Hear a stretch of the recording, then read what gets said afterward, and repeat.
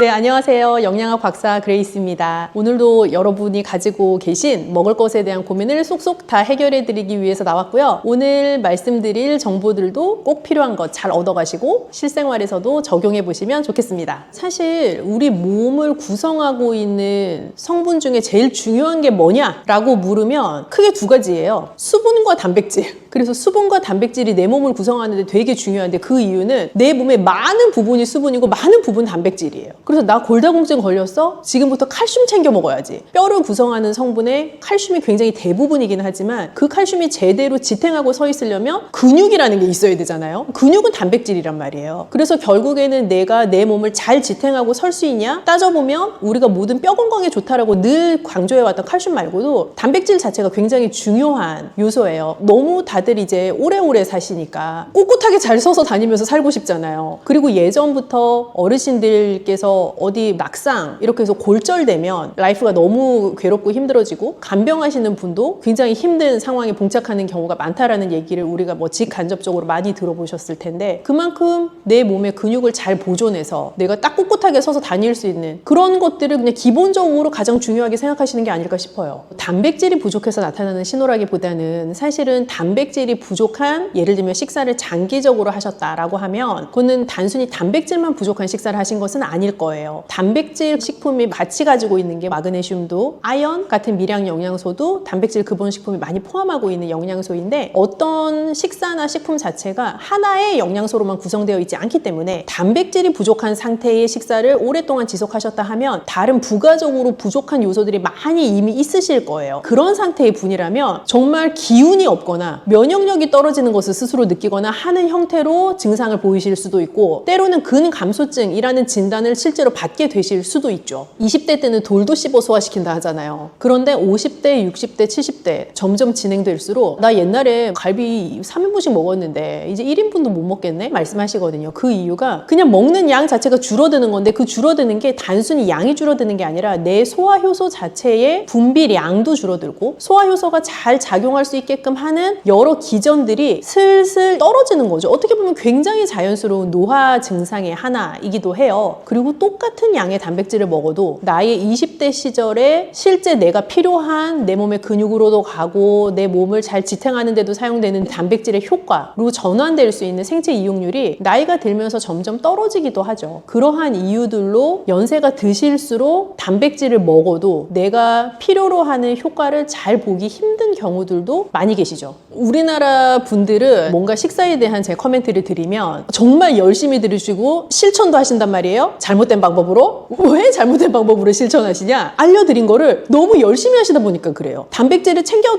드셔라 라고 말씀을 드리면 삼시세끼 과량의 단백질을 챙겨 드시는 거죠. 근데 그렇게 챙겨 드셔도 큰 소용이 없고요. 하루에 한 끼에 몰아서 드셔도 소용이 없어요. 자, 이 말은 무슨 말이냐면 내가 하루에 먹으면 좋을 적정량의 단백질을 정해두고 그거를 새끼로 잘 나누어서 먹는 것이 중요한데 많은 단백질을 한 번에 섭취했다고 해서 그 단백질이 모두 내 몸에 들어와서 잘 워킹하는 게 아니에요. 그래서 오히려 적정량을 잘 나누어서 드시는 것이 내가 먹는 만큼의 단백질 효과를 볼 수 있는 좋은 방법이죠. 그러면 무슨 단백질을 먹어야 되냐 또 부가적으로 궁금하실 수 있잖아요. 양질의 단백질을 드셔야죠. 그럼 또 양질의 단백질은 뭔데? 라고 물어보실 거잖아요. 양질의 단백질이라는 것은 내 몸에 들어와서 잘 대사되어서 나에게 좋은 효과를 줄 수 있는 단백질이라고 생각하시면 돼요. 그럼 조금 쉽게 설명하면 일단 소화가 잘 되는 단백질일 것, 생체 효용률이 높은 단백질일 것 이렇게 요약해 볼 수가 있는데 소화가 잘 된다는 것은 어떤 근본의 식품이냐도 중요하지만 한편으로는 어떤 조리법으로 먹느냐도 되게 중요해요. 그래서 물에 빠진 고기를 사랑하게 되면 좋겠다라는 말씀 제가 여러 번 드렸었는데 단백질도 우리가 뭐 식물성 단백질보다는 동물성 단백질이 일반적으로 생체 효용률이 높은데 그 동물성 단백질을 더 소화되기 쉽게 먹을 수 있는 형태가 물에 삶거나 혹은 찌거나 하는 조리법을 잘 활용하시는 거죠. 그래서 그런 조리법에 단백질 음식을 하루에 적정량만큼 정해두시고 두세 번에 나누어서 드셔라 라는 것이 가장 정확하고도 가장 효과적인 지침입니다. 동물성 단백질이 식물성 단백질보다 생체 효용률은 높지만 일반적으로 소화 흡수되는 것은 식물성 단백질이 높을 수가 있어요. 그래서 콩이나 두부 같은 재료들이 돼지고기나 소고기 같은 고기류보다는 조금 소화가 잘 될 수가 있고요. 고기류 중에서도 지방 함량이 적은 부위가 또 소화가 잘 돼요. 쉽게 생각해 보시면 목살을 먹는 거랑 삼겹살이나 오겹살을 먹는 게 당연히 상상만 해도 소화되는 게 약간 다르시잖아요. 그래서 그런 느낌이 되게 정확하신 느낌인 거죠. 또 조리법에 따라서도 소화 흡수되는 게 다를 수가 있는데요. 달걀도 예를 들어 삶아서 먹을 수도 있고 달걀 프라이로 드실 수도 있고 달걀 찜으로 드실 수도 있는 되게 다양한 조리법이 있을 수 있는데 조금 더 부드러운 형태가 되게끔 조리를 하시면 아무래도 내 몸이 받아들였을 때 소화하는 역량은 훨씬 더 올라가게 되죠. 운동을 하면은 당연히 단백질의 전체적인 대사에 도움이 될 수가 있는데 이게 아주 영한 친구들처럼 근육을 붙이기 위해서 단백질을 지금 드시는 건 아니라 나의 근육을 잘 보존하고 내가 더 건강한 생활을 하기 위해 드시는 거다 한다면 과량의 단백질과 운동을 막